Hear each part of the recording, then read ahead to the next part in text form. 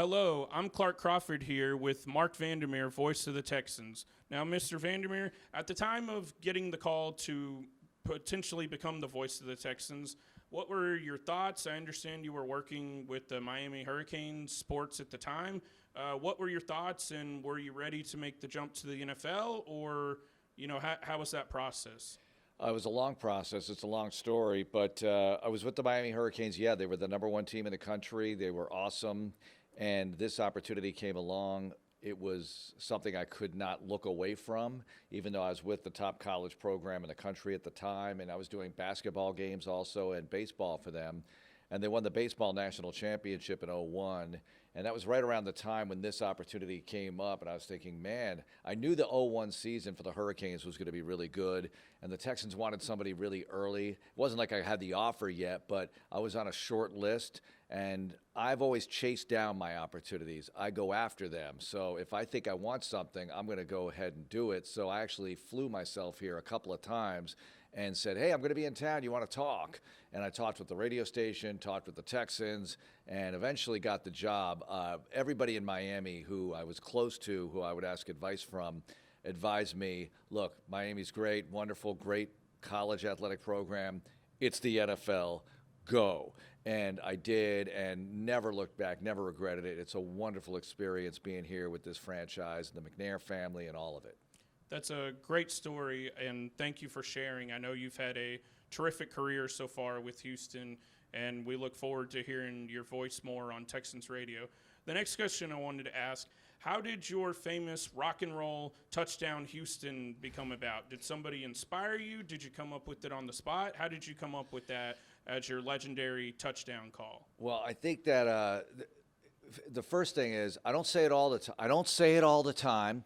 I say it only for certain plays, and it's kind of a gut thing. If it's a long play, a big play, something like that. For instance, when I came here, the first play in franchise history that would be a touchdown, I did not say rock and roll. I said that belongs to them. I'm not going to put my own shtick or signature on that. That's a Houston Texans historic call. And who knew?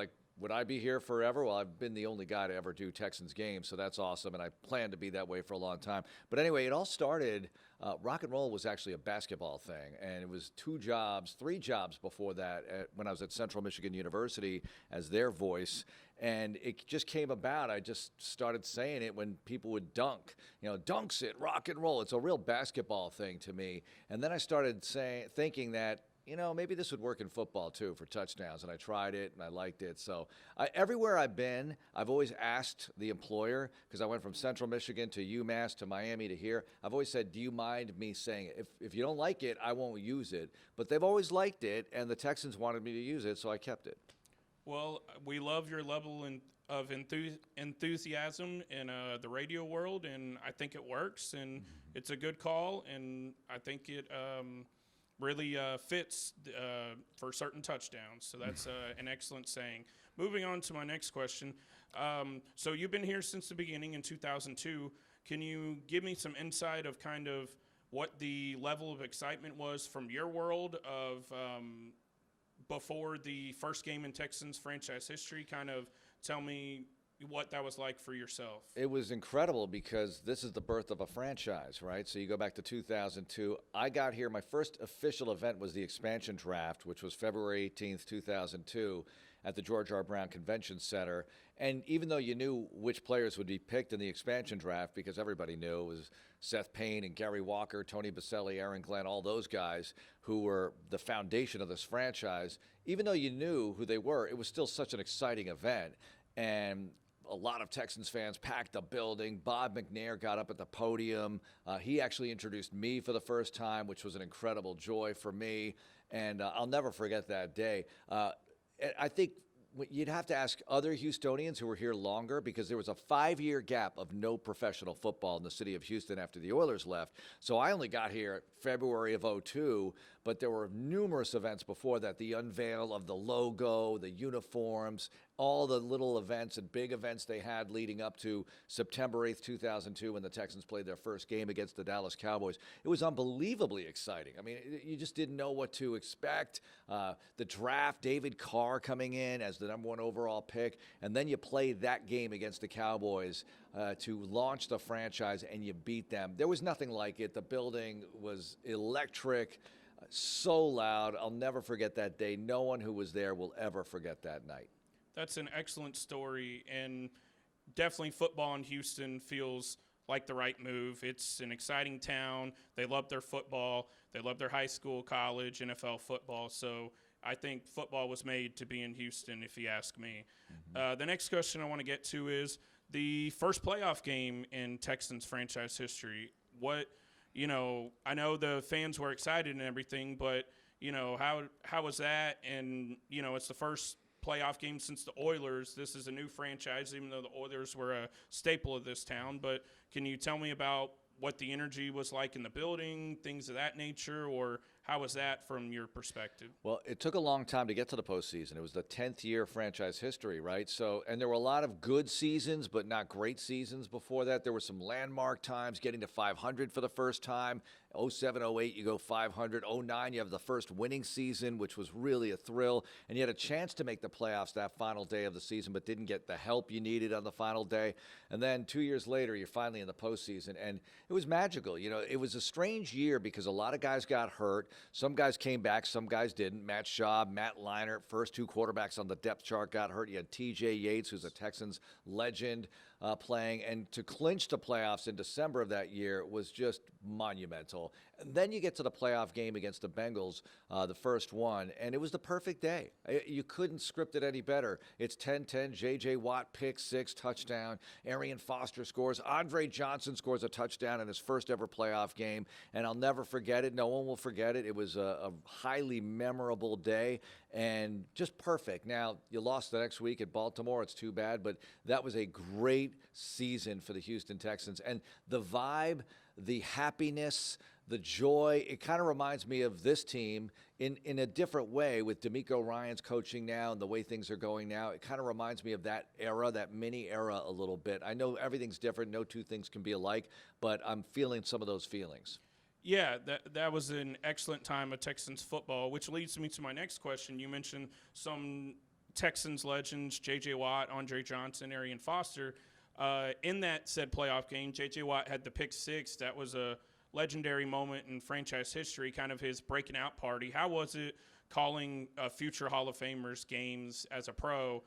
Can you tell me some about that? I know JJ's a great guy, the community, things like that, but how was it from a broadcaster's point of view of, you're here and this guy's a legend? Can you tell me more about that?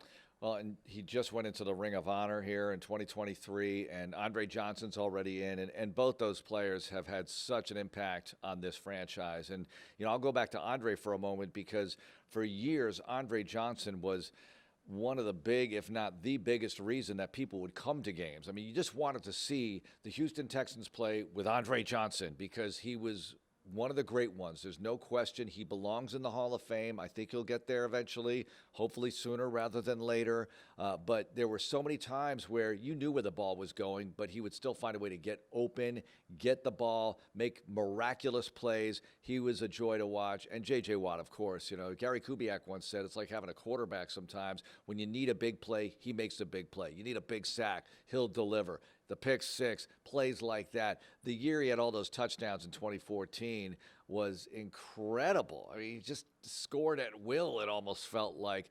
You weren't even surprised anymore sometimes when he would scoop and score or pick six or offensive touchdown. He is a surefire first ballot Hall of Famer, and it was fun to watch him.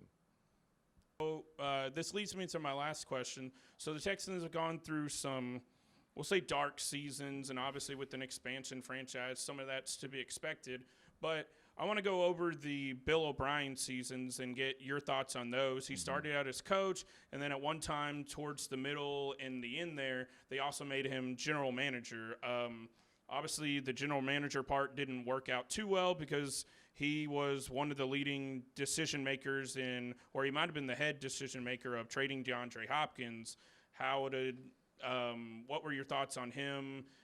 He was I would say a solid head coach here, but also the GM part didn't work out. Can you tell me more about him and his time as Texans coach and GM? Well, it always seems that with all head coaches, it doesn't end well. Almost everybody, right? I mean, look at the Patriots right now with Bill Belichick, and it's not ended as we do this interview, but it feels like it's winding down dramatically here. With Bill O'Brien, he was a tremendous coach. He's a good football coach. We won a lot of games with Bill O'Brien. He turned the team right back into a winner in 2014. 2015, we start out 2-5. We end up winning the division and beat the Colts for the first time in Indianapolis, which was a tremendous achievement at the time. Never had been done before. We were 0 for 13 in Indy, and they are still the all-time nemesis of this franchise.